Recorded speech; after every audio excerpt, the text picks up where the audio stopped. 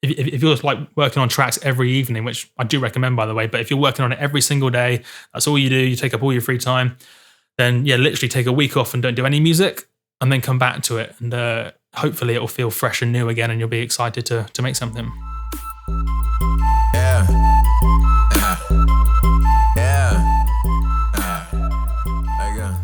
What's up, producers? I'm Sam Matler, and you're listening to the EDMProd, a show where I interview successful artists and people in the industry. You'll have to forgive me because I have a terrible cold, so if I sound a little bit dull or nasally, then you know why. But when I recorded the interview, I didn't have a cold, so you'll be relieved to hear that. In this episode, I interview Adam Pollard, also known as Multiplier. Adam is a sound designer, but he's better known as an educator. He's got a very popular YouTube channel, about 30,000 subscribers. He's also done courses for places like Ask Audio, Groove 3, Sonic Academy, and a lot more. And in this interview, we talk about Adam's background, how he went from studying investment banking to eventually becoming a full-time educator and producer. We also talk about how to get your foot in the door making sample packs and or tutorials, and how to do it well, what's missing on YouTube when it comes to tutorials, whether or not sound design is important, and how to get better at sound design, the link between comedy and music, and a lot more. Make sure to check out Adam's work, especially his YouTube channel. If you search Multiplier on YouTube, you'll see it come up. Otherwise, I'll leave a link below that you can click on. Anyway, I hope you enjoy the episode, and without further ado, here is Multiplier.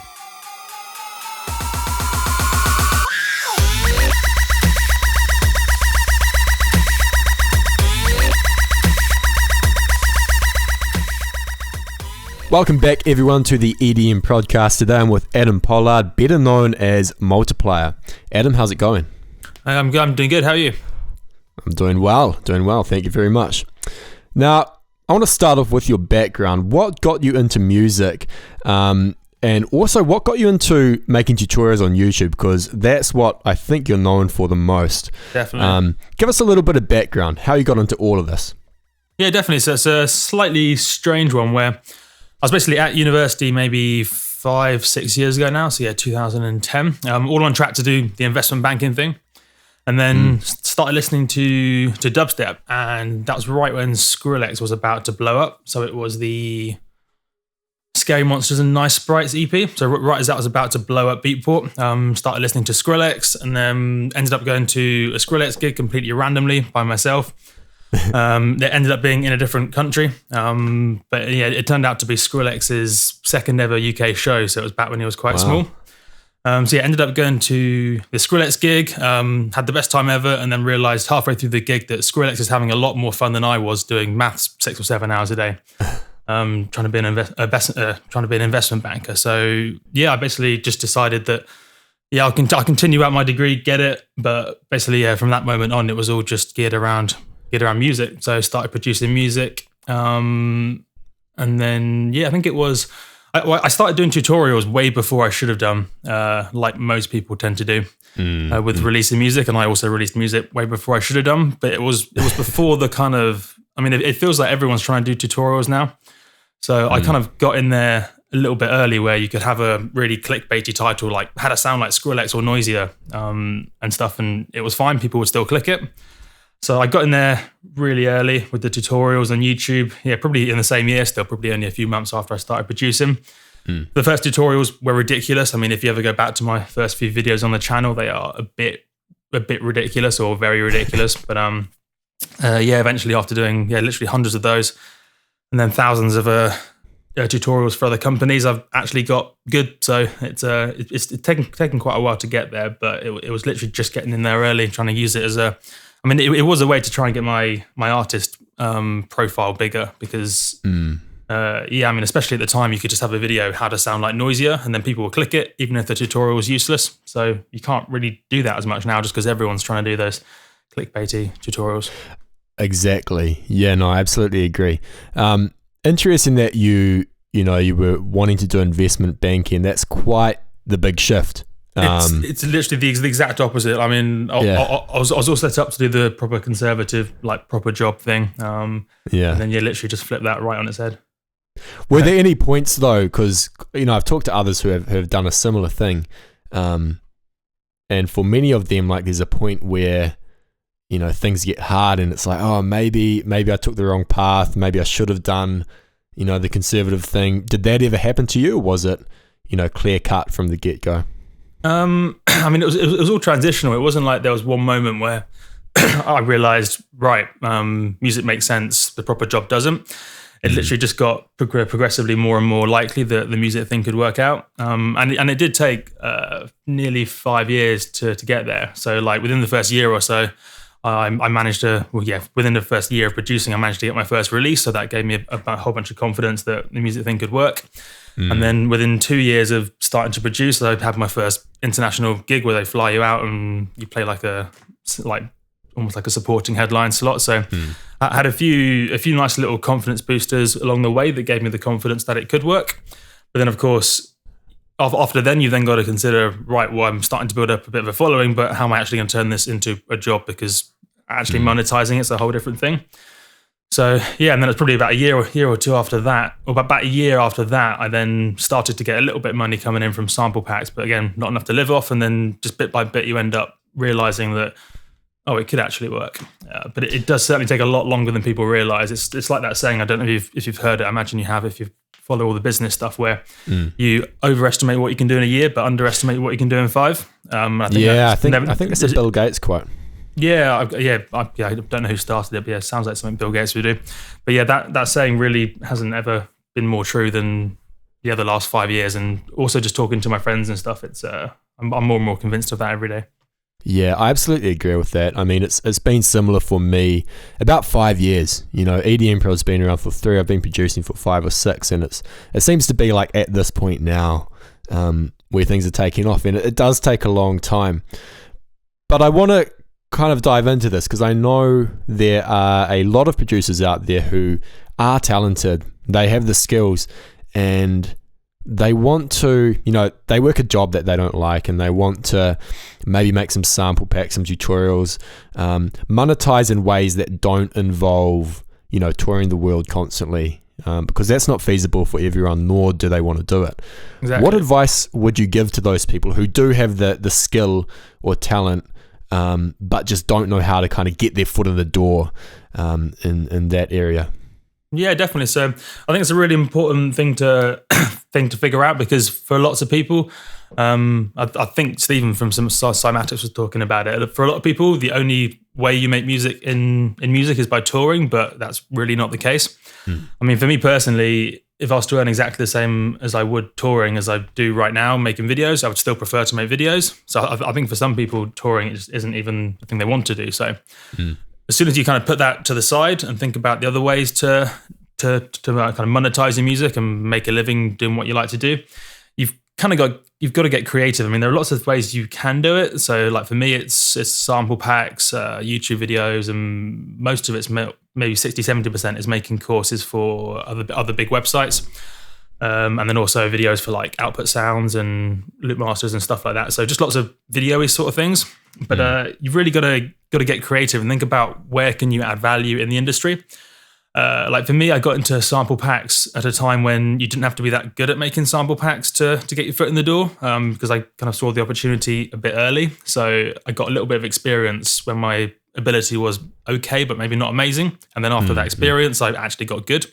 Whereas now, if you look at sample packs, it's slightly different, just because I think Cymatics is partly to blame or the opposite of blame.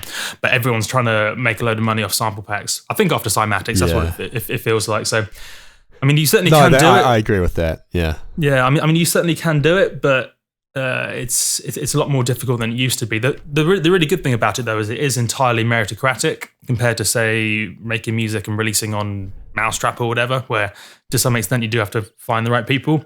The cool thing about the sample pack companies and even the tutorial course websites is if you send them a professional email, they absolutely will read it and they'll treat it seriously. So if you can make good samples and you can make good tutorials, there's no barrier to entry. You just got to approach these guys professionally. they'll look at it, and if they think you can make money with them, then yeah, they'll get you on board. It's really cool. That's awesome. I like that. And I think I totally agree about the saturation of sample packs. Obviously bought on by Cymatics. I don't think anyone's going to debate that. And it's, in some respects, it's good that everybody's trying to start something up. But perhaps tutorials are an easier way to get your foot in the door.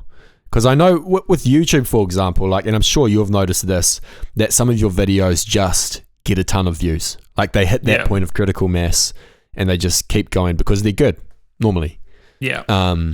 And I think, YouTube doesn't care about who you know or who you're connected to. It's just comes down to the quality of the video and whether you use a clickbaity title or not as well, I suppose. Exactly. Yeah. I mean, for me, YouTube's got two. I mean, for example, I've never paid for any advertising on any YouTube video ever, and lots of the biggest YouTube channels haven't. So it's totally possible without having a big budget, which is pretty cool. But yeah, if anyone's listening to this and wondering about YouTube, it's pretty simple, really. You've got to have just discoverability, so people have got to be able to discover your content, and then it's got to be good to back it up. Like, it's all well and good having a clickbaity title. You need some clickbaity titles to get people in the door.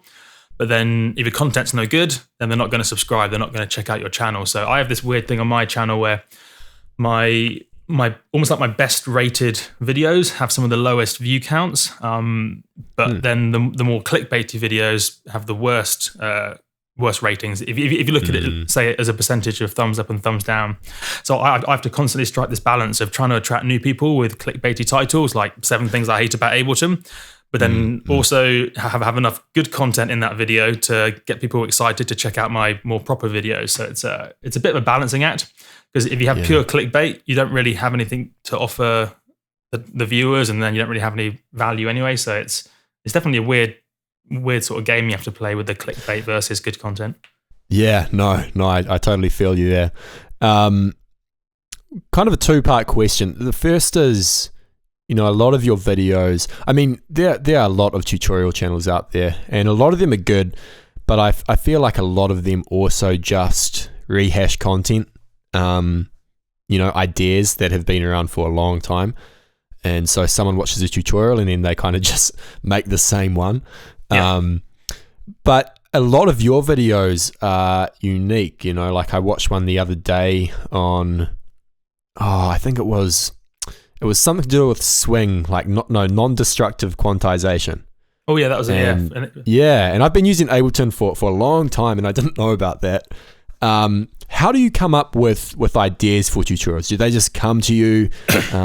Is there a certain method you have, or it's a bit of everything, to be honest. I mean, to some extent, I do a little bit of that, like rehashing of the content from other people. Like to use that example you just gave of the I think it's non-destructive quantization in Ableton. I actually read that in the manual because no one actually reads the Ableton manual, so I got that little idea from the manual. There are definitely some things that I just completely pick out of my own head. I can't think of any off the top of my head without looking through my list of videos. So some of them just come to me, which I think are pretty cool. But then something I've been doing quite a bit more of recently is looking at other YouTube channels in other industries like cars or surfing or whatever, to see how they do it, and then to see how they build up fans and what sort of formats they use.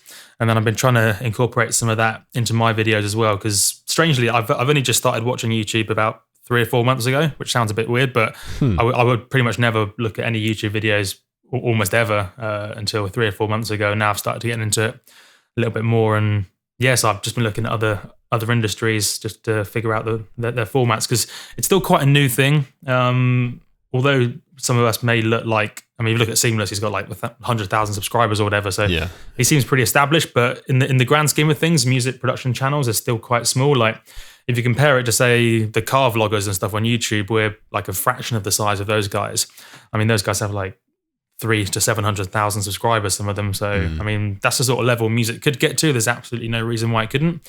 It's just a case of figuring it all out a bit more. And I reckon in 5 or 10 years, you'll see, there'll be 10 people with over 500,000 subscribers. I reckon it'll be pretty cool. Yeah, absolutely. This question might be a bit more difficult to answer, but say someone's listening to this right now and they want to start up a YouTube channel.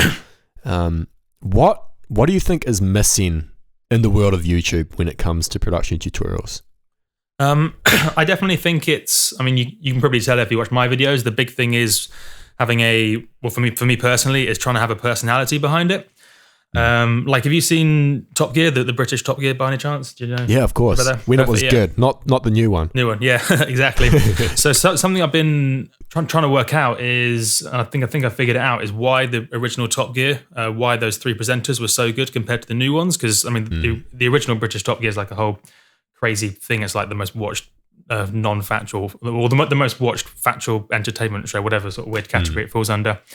And I think the secret behind it is, while Clarkson and Hammond and May, they have some great personality and stuff, they're also throwing in entertainment. And when you actually look at those Top Gear episodes, they're pretty much 60 to 80% jokes. I mean, they're not kind of presenting it necessarily in the form of a comedian, so you wouldn't look at Clarkson as a comedian. But when you actually look at what he's doing, I'm not even exaggerating, it's 60 to 80% entertainment. And I think that's something a lot of the tutorial producers are missing, and it's something that I try to incorporate. So you still have to give them useful information at the same time. You're not just a comedian.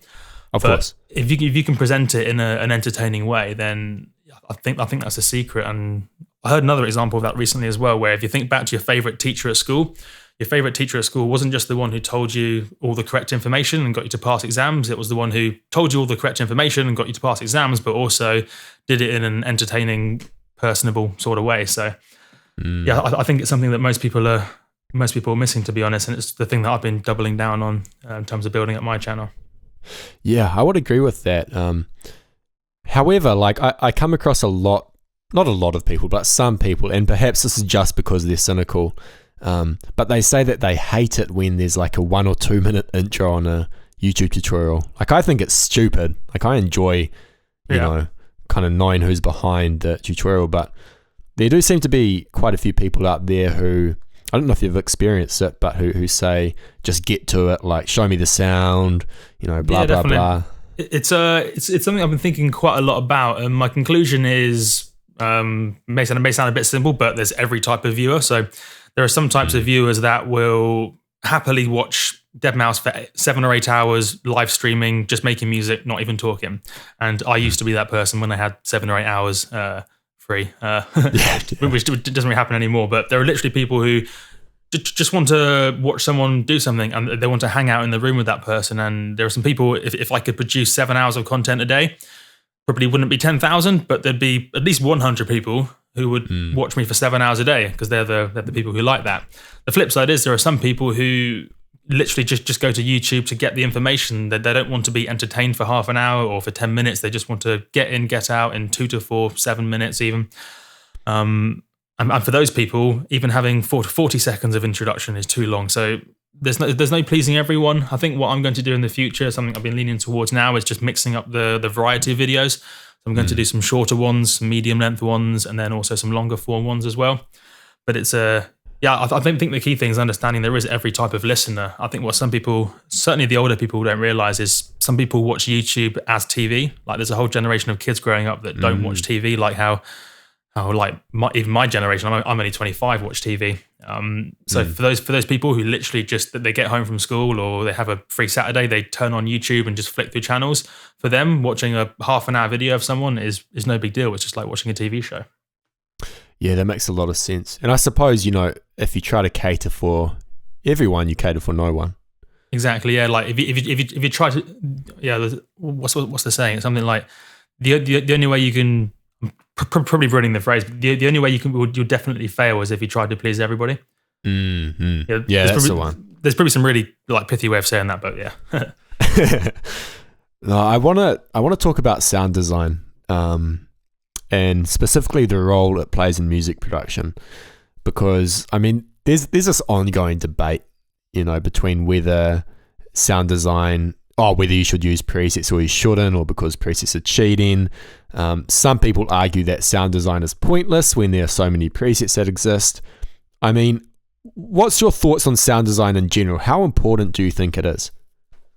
Yeah, so for me, sound design, it's almost like it's obviously a part of music production, but it's it's like a separate part of music production. Lots of people ask me in my Skype sessions and stuff, should I learn how to make my own kick drums or should I learn how to make my own bass sounds? And my answer is, if you want to, it's a perfectly valid way to make music, to never ever design your own preset from scratch or never ever make your own kick drum. That's perfectly cool. I don't think it's cheating if you use presets, but at the same time, it's a really nice way of working. So for me, presets or sound design it's definitely a part of music production, but it's not necessarily something you have to do. It's a sort of thing you can't dip your foot into it and make something great. It's not something you can spend 20 hours doing and get anything meaningful out of. It's something you have to spend 500 hours or at least a few hundred hours to get okay. So what I tend to recommend people do is in the first year or two, yes, have a play around with sound design if you want, but don't feel like you have to. And also, I suppose even longer than that, you should never feel like you have to design your own presets from scratch. The key thing when making a track is the creative part of the track comes from you. So, for example, if you're making a dubstep track where the whole point of the dubstep track is a crazy bass modulation and this ridiculously cool sound, if that ridiculously cool sound that is the point of the track comes directly from a preset and you haven't done any tweaking, then I would argue you haven't really made the track. All you've done is arrange a track. Whereas if say you're making a dubstep track and you use a kick drum from a sample pack where it's just a kick drum and no one's listening to the kick drum anyway, then that's perfectly cool because people are listening to your interesting bass that you did make. So it's all about where the creative part of your track comes from. And I think that's why, for example, in more songwriting-focused EDM genres, it's especially fine to use presets because in a songwriting-focused genre, the preset is somewhat arbitrary most of the time. The interesting part is the melody and the chord progression. So in that situation, there's almost no point in reinventing the wheel or designing another supersaw if it is just a supersaw. So yeah, I'm a big fan of just focusing on the creative part and not worrying too much about how you got there. I'm glad you said that because I felt the same way for a long time. And I suppose I'm a little bit biased. Like I come from a trance background and obviously sound design isn't a huge part. Like it's not a huge focus in trance. It's the melody, the chord progressions and so on. Exactly. And I've always felt in a strange way that a lot of newer producers, younger producers don't pay enough attention to that aspect of music production. The songwriting aspect, that is, like actually making a good structure, a good chord progression, and I've been a little bit going off on a little bit of a tangent, but I feel like that's focusing on that is what makes music memorable or what makes music that lasts. If you think back to, if you have favorite songs from the 80s, I mean, I wasn't alive then, but I know, like I hear songs from the 80s and like the reason they lasted through the decades is because they were well put together. Yeah. Yeah. A bit of a rant, but I feel like more people should spend time on that. Yeah, definitely. I mean, the thing I tell the new producers more than anything else, and to be honest, even experienced producers that are just a little bit stuck in a rut, is you've just got to focus on that creative part of your track that makes it interesting. Like it's really easy, especially in dance music, where the things happen in sections, they happen in blocks, they happen in a structured sort of way. It's really easy just to go through the motions and do a painting by numbers track, partly because that's a lot of what you hear anyway.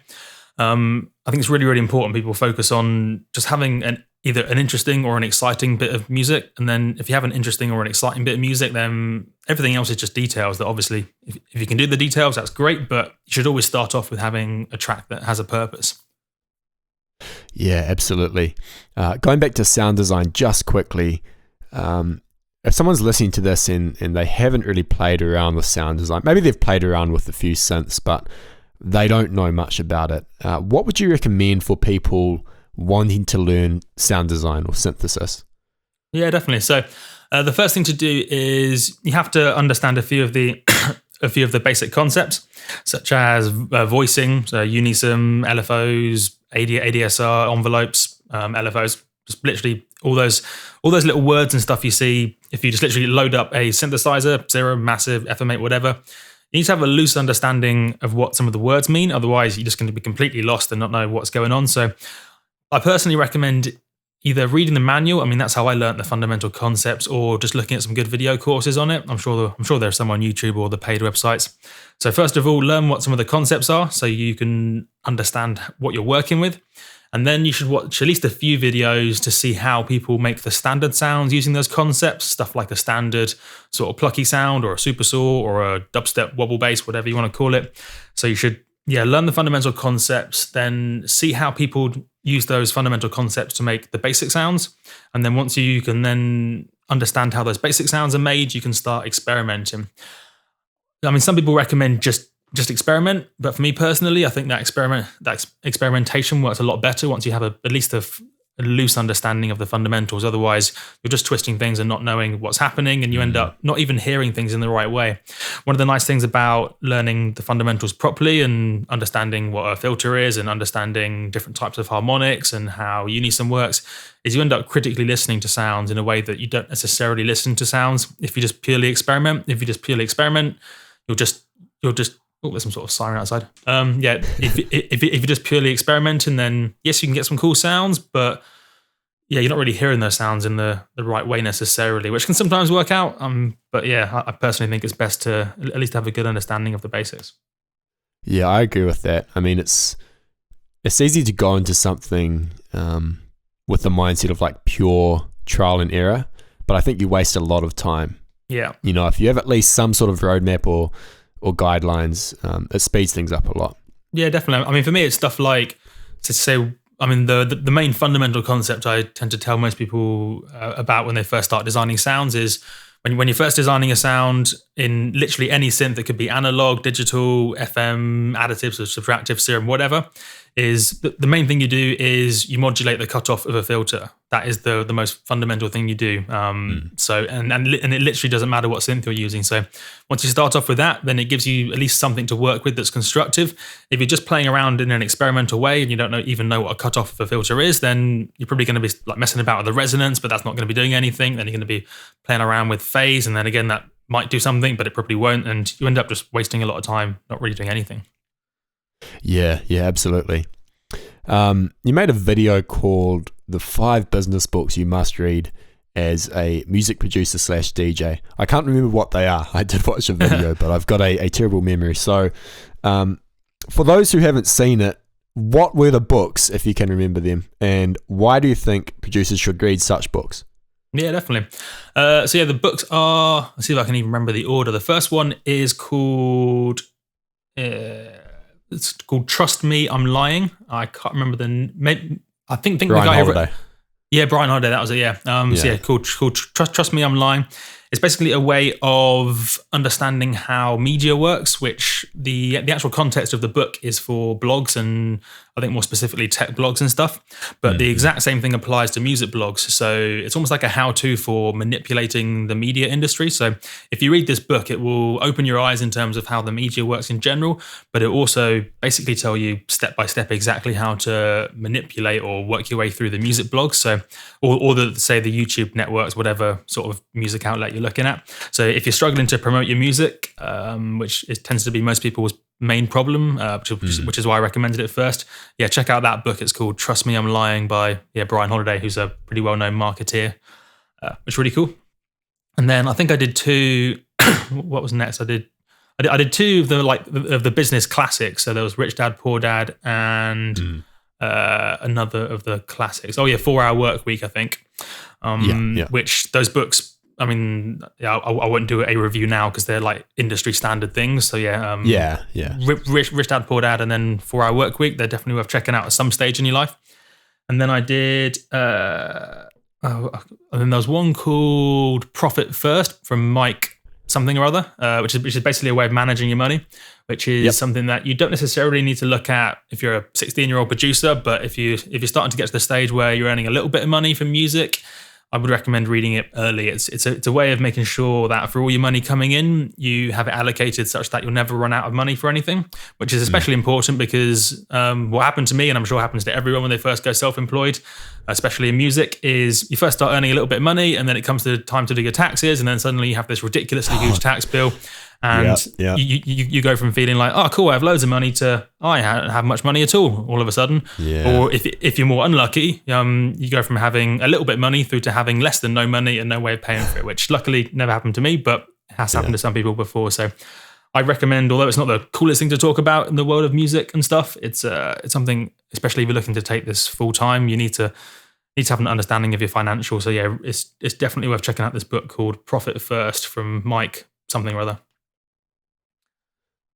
Yeah, and then there's probably another, that's 4 using my math skills. There's probably another book somewhere, which was probably important. That's probably why I put it in the video, but can't remember. I can remember the bonus book because I kind of included 6 in that list on the YouTube video. So yeah, the bonus book is called Gonzo Marketing, which is written by somebody, again, forgotten his name. It's called Gonzo Marketing, and it's almost like part business book, part like artistic statement sort of thing. So it's really well written and it's interesting. It's really, really short. But yeah, I think interesting would be the best word. So it's quite revealing about marketing, and it's got some really interesting and innovative marketing ideas in it. But at the same time, it's really artsy and weird. So it's not as much of a how-to compared to some of the other books, but it's definitely worth a read, and it's pretty cheap because it's so short. So yeah, it's called Gonzo Marketing. I'll have to check that out. That leads me to a question which I've never asked anyone before on the podcast. Do you think there are parallels between being an artist or working on music and entrepreneurship or business? It's a good question. It's something, I mean, from what I gather, you follow all the business startup sort of entrepreneurial stuff, like I do. Yeah,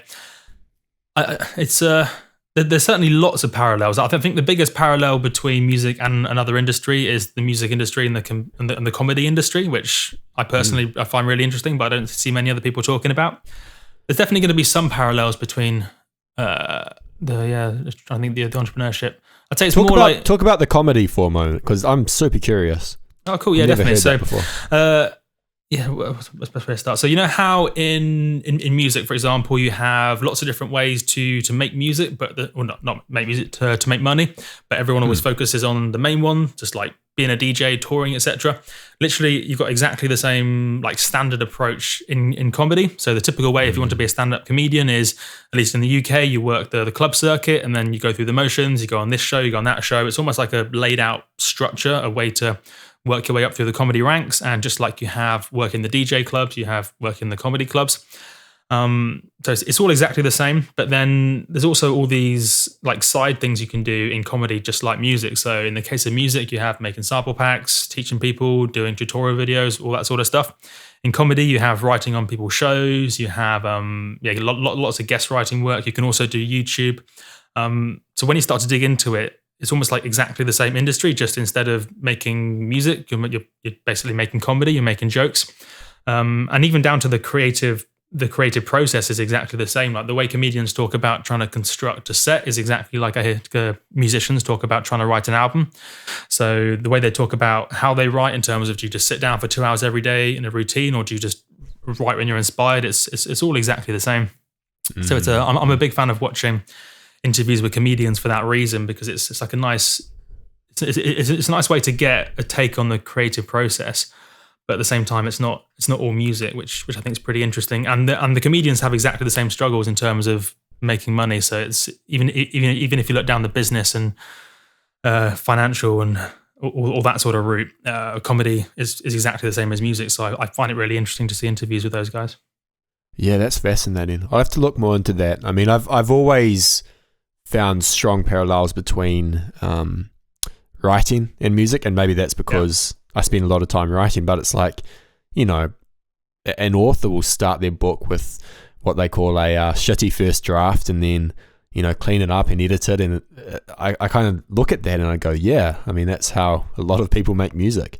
Exactly, yeah. And especially with a comedy, if you need some resources to check out, by far the best is called Comedian Podcast.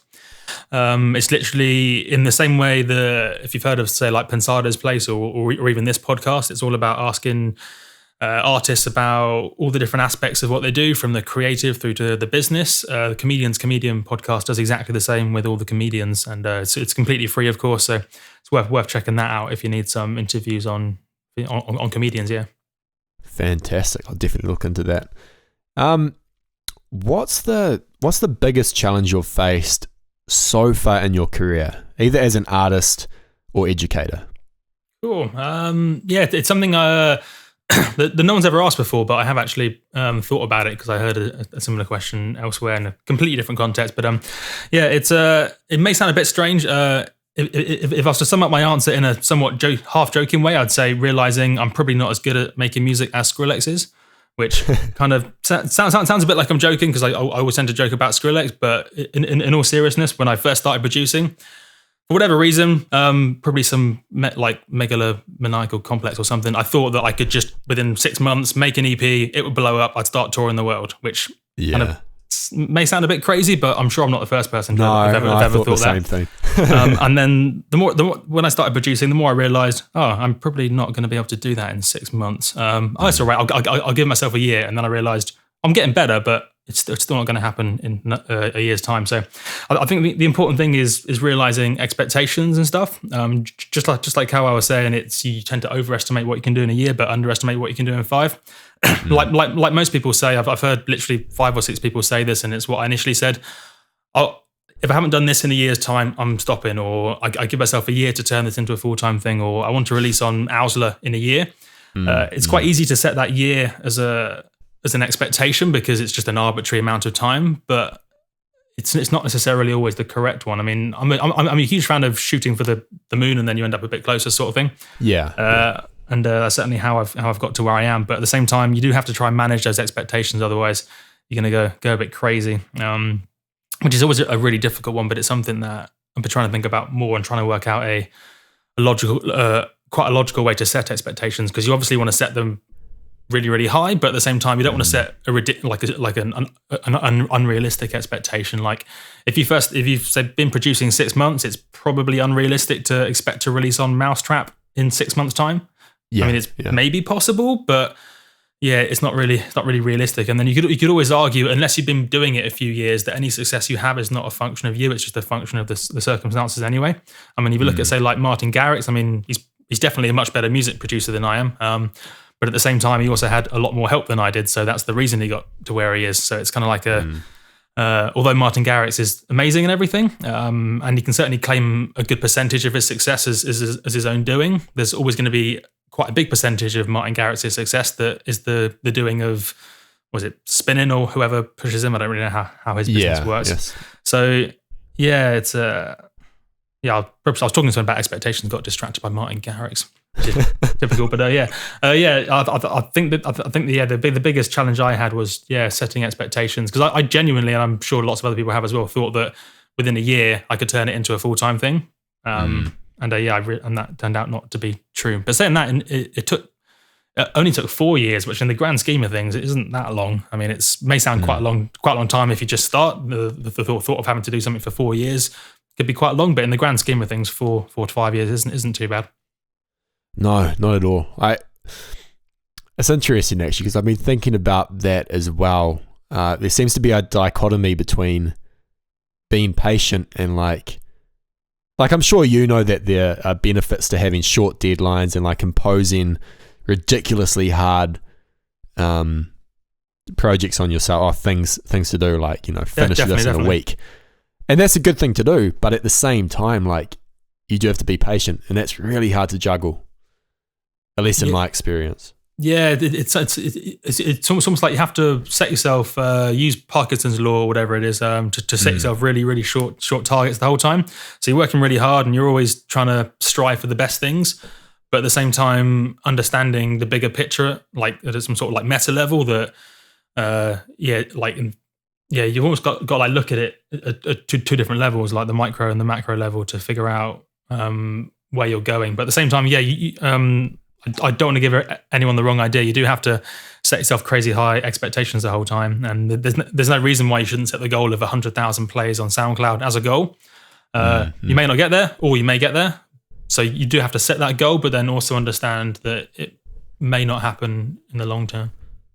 That makes a lot of sense. So for a new producer, for instance, it could be making 5 songs a week. Yeah. But knowing that those songs probably aren't gonna blow up and lead to success, because they are going to suck. Like, that's just the nature of doing creative work early on. Exactly.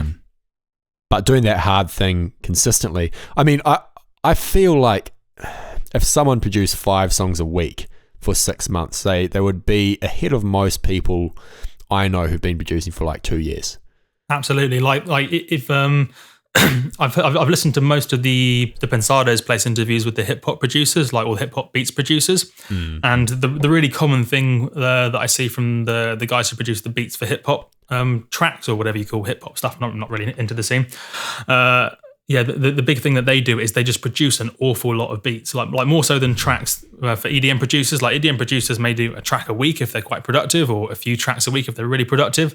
But these hip hop guys that produce beats, they'll turn out like one a day sometimes, or like 2 a day or something. They'll just keep going through it, and then when you've made 6,000 beats, there's going to be some of them, even if you haven't been progressing that far, just purely based on numbers, are going to be quite good. But chances are, because you've made 6,000 of these beats, you're actually going to be really good at making beats. So it's yeah. So you're a proponent of the quantity over quality thing early on? Definitely early on. I'd say once you're 4 or 5 years into it, or maybe not 4 or 5, when you're 2 or 3 years into it, you can start to sit back a bit and actually, no, even 2 or 3, maybe not long enough. Depends how hard you work. Let's say 2 to 5 years into it, you can start to maybe look at quality being more important than quantity, but certainly early on, there's absolutely no substitute for quantity. And part of it is when you're new at producing, you just don't have the ear developed for it, which is also a reason why I do recommend people get into sound design if they can, because you end up hearing sounds a lot more critically when you start getting into designing them yourself. So when you start designing sounds yourself, you can pick presets a lot more efficiently, because you end up just listening to it a lot better. So yeah, definitely early on, just produce lots and lots and lots. Still try and learn loads, just crank out tracks. Don't get too protective over them if you finish them, especially early on. And then once you have that experience down, sounds a little bit condescending talking like that, but it's definitely the truth. Once you have that experience down and you have that slightly better ear, then you can start to think more about quality over quantity. I personally think, but there's definitely a few people that think even experienced producers should still be talking about quantity over quality. So it's not. That's just my own opinion on that. Yeah, no, I think that's crucial advice, and I wish more people would take it. Because I have some people say, I've been working on this song for 4 months now, been producing for a year, and it's just like, dude, what are you doing? It's interesting though that you talked about the hip hop guys. Saying that they'd work on a beat a day. Like, I don't see that. I know some people are doing it, but I don't see that happening in the electronic music production. Not at all. Why do you think that is? Why do you think there's a disparity there? I think it's probably quite a few reasons, to be honest. One of them is definitely choice paralysis. I mean, we have as I'm sure you have. I must have 2,000-3,000 kick drums on my hard drive, and I don't even think I have a big sample pack library on my computer. So when you have let's say 2,000 kick drums, you can spend an hour choosing a kick drum, and the kick drum is something that you need to work in a track, so it's important. But at the same time, when you have 2,000 kick drums, it's not a surprise that tracks can take months to do sometimes, because you spend ages choosing one thing, and then you get that. There's also another thing where it's almost like there's some fancy psychological name for it, where if you because there's so much choice, you feel like no matter what you choose, there's going to be a better one. So you end up never content or never satisfied with what you're making. Yeah. I can't remember the name of it. It's quite important. It's the reason why, slightly off topic, Apple only sell like 3 of any model. It's so you don't get this weird thing where you wish you'd had the other one. You just pick the one that is for you. So there's quite a bit of that in EDM, I think, where there's just so many options, so much choice that you end up either never making anything or making something and not being happy with it, so going back to change it. So you've just got to make decisions a lot of the time. And then there's also an element of that there's just so much to do in making EDM, to be honest. I mean, because you're making the whole track, you could be making your own drums, making your own presets, you're writing the songs, you're arranging it, you're mixing, you're mastering it, you could be recording your own vocals. There's just so much to it that it actually takes quite a long time, to be honest, to do a track. Like, I've been wanting to do more of these, like how to make a track in an hour videos on YouTube, but also have the track good. Like I've done a few of those, somewhat jokingly. But the problem is, like, if I was to say make a track, let's say I did loads of prep work for a week, got the track dialed, and then I wanted to make it in an hour, so I knew exactly what I was doing.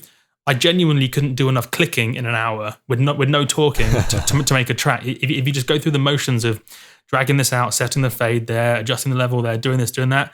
Even if I had it all scripted and did no talking, I couldn't really make a complete EDM track in an hour of clicking and dragging, and then that's not really even factoring in listening to it through. So normally you click there, you make a change, you listen to it for a bit, make another change, listen to a little bit. It just takes quite a long time, to be honest. And I've been trying to think about a way around that, and I haven't quite figured it out. But yeah, it just takes quite a long time, to be honest.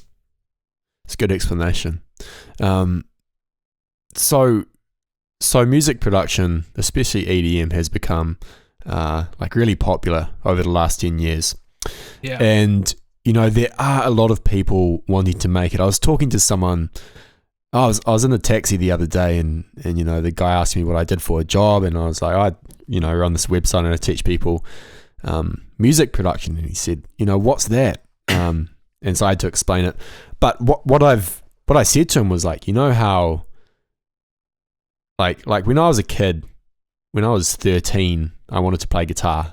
Yeah. Like that's what I wanted to do. So I got guitar lessons. But nowadays, like the upcoming generation, they want to make electronic music. Like that's the thing. Because what they hear on the radio is not music with guitar in it. Like obviously there are some songs, but the large majority of it, at least over here, I'm not sure about the UK, is dance music. Yeah.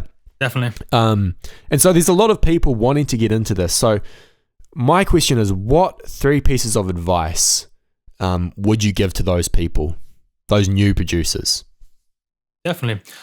Cool. I'd say but there's definitely 3 bits of advice. The first one, which I've kind of touched upon, so I won't spend too long talking about it now, is realize how long it takes to get good. Something we've talked about quite a bit in this, but it's something that is absolutely essential for a new producer, is understand that yes, you can make a professional sounding track in a year or 2, but you won't be up to the level of Knife Party or Diplo in 2 years. I mean, yes, you can make a sufficiently good track, but yeah, in say a year or 2, but to get to that absolute top level, it will take 4 or 5 years at least. So it's just setting expectations is the first step.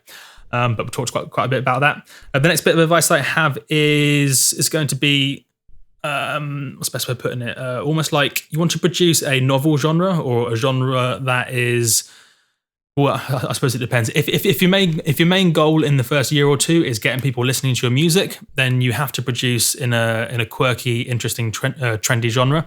Otherwise, you just stand no chance. If you don't necessarily want to build up a following in those first few years, then you don't have to. You can make a dubstep or a techno track or whatever, and that's cool because you're just developing your skills. But if you do want to start the process of building up a following in those first few years, you do have to pick a trendy genre that has low production standards. So for me personally, I got into music starting 2010 sort of time, when Moombahton started being a trendy thing and it looked like it was going to be the next biggest thing. It's kind of fizzling out a little bit now. I think only Dylan Francis is the biggest guy playing it. Mm-hmm. But for me personally, when I got into making music, I could make a Moombahton track even after only producing 4 to 6 months. Even though the production standard was horribly low, because it was a novel, trendy genre at the time, some of the reasonably big Moombahton DJs would play my track just because there wasn't that many Moombahton tracks. Mm-hmm. So it was my way of almost like getting my foot in the door with building up a following slightly before where you might expect. So you've got to have quite keen eyes and ears to figure out what genre that might be. Certainly if you're just looking at, I don't know, the big blogs or whatever, you're not going to see the trendy genres coming, so you won't necessarily know what genres to produce, but it's definitely something I recommend most people do if the goal is to build up a following in those first few years. And then the other important thing for new producers is you do have to get good functional samples. So when I say functional samples, I mean stuff like drums, sound effects. I suppose they're going to be the main ones, and then maybe a few good normal sounds, like a few good standard leads, a few good standard bass sounds. Because I mean, if you take drums for example, if you're using medium quality drums, then your track will never sound great. It could sound quite good, but it will never sound great. You're always going to be held back by the fact your drums just aren't good enough. And when you've only been producing a year, there's a 0 chance that you're ever going to make your own drum very good. Even if you layer up existing sounds, there's no chance at all, to be honest. I mean, I'm slightly generalizing, but I think it's kind of true. I don't think anyone in the first year of producing has ever made a great kick drum or a great snare. They probably made a kick drum or a snare drum, and that's cool.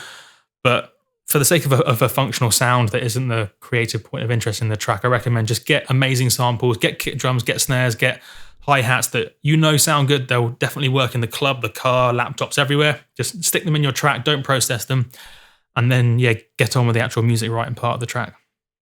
Absolutely, man. I have to be honest, like I've designed about 2 kick drums, and it's really every time I start really a song, I just use a good kick drum from a sample pack. Exactly, yeah. And it's like for me, it comes down to what I was saying earlier. Like, it's all about thinking about what the creative point of the track is. If you're making, was it hard style or something where the kick drum's the important bit, there are a few genres where the kick drum is the center of attention. So in those situations, you probably would want to make the kick drum, but in almost all genres, the kick drum is not what you listen to. I mean, I couldn't tell you what the kick drum sounds like in Scary Monsters and Nice Sprites by Skrillex, even though that's one of my favorite songs. But yeah, it's just a kick drum. Exactly. Yeah, it's designed to do something. It's designed to define that moment in time, to hit you in the chest, and that's it. It's like some of these famous producers are using the same samples in every song. Every single song, yeah. Yeah. I think was it Sebastien Leger, however you say his name, like a tech house producer. He was like, yeah, I use pretty much the same bass in every track, and one of 2 or 3 kick drums in every single track I've ever made because they work, and that means he just inserts them, and that's great. He gets on with writing a track. It's not like a band switches guitars, like a guitarist in the band switches guitars with every song. Yeah. I just want to talk quickly about the first point you made, which is that it does take a long time, and we have talked about this at length, but a lot of people, in fact, I got an email just today from someone who said, man, I'm getting fed up. Like, I'm finding it tough. Like I'm not good. Like, I can't do this, and this. And I think there's a point for 99% of people, and the 1% are super lucky, and I envy them. But there's a point in every artist's career where they face that dip, where things really get tough. And, they just kind of look at the years ahead, and it's like, man, this is going to take a long time to get good. I'm fed up. What advice would you give to them to like keep the excitement up and basically stay sane? Definitely, yeah. It's something that, to some extent, I've had myself. It's something that I think pretty much anyone doing anything creative, whether that's writing a song or even just making a PowerPoint presentation or something, I don't know, like literally wherever you're creating something from nothing. If you do that quite a lot, there's going to be points where you just feel like it's not happening, and that could be creating a track or even just creating your online presence, because arguably building up a following is a form of creativity anyway. I think the key thing is just to step back and remind yourself why you got excited by that thing in the first place. So for me personally, when I'm say trying to write some music, and I've been doing it a few years now, not crazy long, but sometimes I just go to write music and nothing like springs to mind as being, oh, that'd be a cool idea, that'd be worth writing a song about. So in those sort of situations, the big thing for me is stepping back, just like shutting down Ableton and just listening to new music for an hour or two. And then chances are, if you listen to new music for an hour or two and you're listening not to the same, not your same songs, but you got to listen to new stuff. So yes. I don't know, for me, like Noisier Radio is my favorite place right now because they're playing just weird experimental sort of sound designy stuff. So I'll listen to say Noisier Radio for an hour, and then every single time I listen to Noisier Radio for an hour, a new episode, something in that episode will get me excited. It could be a weird little sound design thing. It could just be a weird energy, whatever it is. Something will get me excited, and then I've got that spark back. So I think for most people, just literally listen to new music is going to be the best thing to do, or just take a break. It's something that the business guys talk about quite a bit. If you're like working crazy long hours, week in, week out for like 6 months or whatever, and you get a bit burnt out on business, the best thing to do is just take a week off. Like, your business won't come crashing to a halt probably. Exactly. And then you can just come back a week later. And the same thing could apply for music. If you're like working on tracks every evening, which I do recommend, by the way, but if you're working on it every single day, that's all you do, you take up all your free time, then literally take a week off and don't do any music, and then come back to it. And hopefully it will feel fresh and new again, and you'll be excited to make something. Absolutely. I think that's great advice. Right, 2 more quick questions. First is, good. other than the 5 business books you recommended, are there any books or resources for that matter that have played a significant role in your journey as an artist and educator? Yeah, by far the best is going to be something I briefly mentioned but not properly, called Pensado's Place. Have you heard of that one? Yes, absolutely. Yeah, perfect. So Pensado's Place it's almost like the biggest secret in the EDM world, but it's almost too good to be true. Like, for those who haven't heard about Pensado's Place, Dave Pensado, Grammy Award-winning mixer, arguably the best mixer in the world right now. Of course, you could always argue one way or another. So let's say top 5 mixers in the world, and we're talking pop music. So literally the best. every single week he gets in one of his production friends. It could be a mixer, it could be a Grammy award-winning mastering engineer, recording artist, songwriter. So literally the best people in the music industry as a whole, not just EDM. He'll get one of them in and talk to them for an hour about the advanced stuff. So for those advanced little nuances and tips, there's absolutely nothing better. And one of my favorite things about the entire podcast or YouTube show, whatever you call it, that I think has been pretty game changing to me, is how Dave Pensado talks about music and how he talks about doing EQing and stuff. So lots of people will talk about in EDM, like, oh, I boost my kick drum here to make it punchier, or I boost my, or I cut my bass there to clean it up. But that's not the way that Dave Pensado talks about music. When Dave Pensado is mixing these tracks, he's talking about adding a delay to emphasize emotion or to emphasize feeling, or he's talking about using EQ not to make it stand out in the mix, but he's talking about using EQ to give more kind of energy or more feeling in the track. So it's the way he's talking about music that has been really eye-opening to me. So even if you're a new producer and you've still got lots to learn anyway, I still recommend listening to this, just because it allows you to visualize the technical process at a much more logical place. That was a weird sentence. So it allows you to view music production the way you should view it. So instead of doing these changes just to make a track, you're doing these changes to increase energy or to increase emotion in the track and what you're doing. So it's something that I've tried to build into my tutorials more as well, like not just going through the motions, but trying to focus on emphasizing the important bits of the track. It's just, I know the way he talks about it is just really, really eye-opening to me. And to be honest, it's the same as Noisia. Like, I forget I always muddled up the three guys' names in Noisia, but the main dude, who everyone knows is the main dude who does all the production. It's fascinating whenever you see an interview with him, just because of how he visualizes music and how he talks about it is different to how an average producer talks about it. So I'm just a big fan of, like, literally just, even if you're not even listening, just stick Dave Pensado on in the background, and then subconsciously all that will go into your brain, and then you will start viewing music in that same way. I think that'd be really, really important. Yeah, that's awesome. Yeah. All right, one last question. You're stuck on a remote island. You have unlimited food, drink, and a laptop with Ableton, and some decent headphones, but you're only allowed 3 plugins, 1 synth plugin and 2 effect plugins. What are those? What are those plugins? Yeah, definitely. In fact, people who watch my channel can probably guess the first one, which is Serum, because Serum is the greatest thing in the universe. Like so much so, I reckon, almost like how you have different DAWs now, Serum will almost be on the same level as a DAW in 5 years' time. It won't be like, I don't know what synth you're using, like Massive or FMA or Serum. It'd be like, are you using Serum or something else? Just because it's literally taken over the universe, especially with the expandability with wavetables and stuff like. So yeah, Serum is the future, it's the present, it's everything. So yeah, Serum will be the synthesizer, because I can make pretty much any sound imaginable and more with that. And then so Serum for synthesis, just to generate the initial sounds. And then, because you can even make drums, sound effects, everything. Yeah. Also, as a bit of a tangent, because I'm sure lots of people using this have Serum. Serum does more than just make growl basses and snail sounds. It makes literally everything imaginable. So even though everyone's just using it to make a snail's bass and stuff, like, it actually makes everything. So try to make everything be cool.